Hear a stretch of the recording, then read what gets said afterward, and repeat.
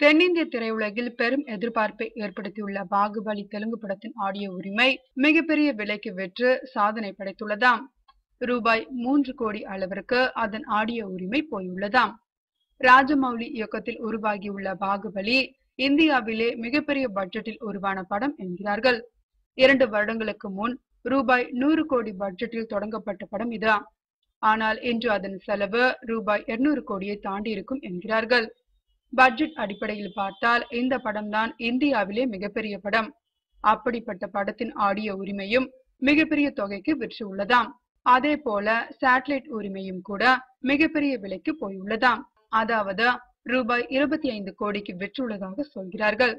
தமிழ் மற்றும் தெலுங்கு பாடலுக்கான உரிமையை பெங்களூரை சேர்ந்த லகாரி ஆடியோ நிறுவனம் வாங்கியுள்ளதாம். இதற்காக அது செலவிட்ட தொகை 3 கோடியாம். மொத்தம் 9 பாடல்கள் இதில் இடம்பெற்றுள்ளன. தமிழ் மற்றும் தெலுங்கில் இதுவரை சேர்த்தோ அல்லது தனித்தோ எந்த படத்தின் ஆடியோவும் இவ்வளவு பெரிய தொகைக்கு விற்கப்படவில்லையாம். படம் குறித்த எதிர்பார்ப்பு ஜாஸ்தியாகவே இருப்பதே இந்த பெரிய விலைக்கு காரணம் என்கிறார்கள். படத்தின் உரிமையை வாங்குவதற்காக லகாரி ஆடியோ நிறுவன உரிமையாளர் மனோகர் நாயுடுவும் அவரது மகன் சந்திரகுமாரும் 15 நாட்களாக ஐதராபாத்திலே காத்துக் கொண்டிருந்தார்களாம்.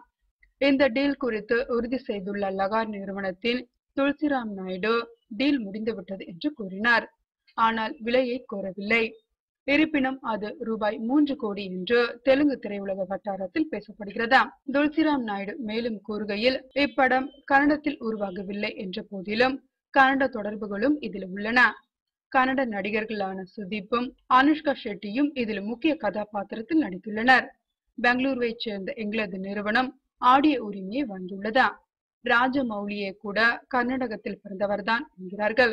லகாரி பெரிய தொகைக்கு ஆடியோ உரிமை வாங்குவதில் கில்லாடியாகும். 1992ஆம் ஆண்டு ரஜினி நடித்த தளபதி படத்தின் ஆடியோ உரிமையை அப்போது பெரிய விலையான ரூபாய் 72 லட்சத்திற்கு வாங்கியது.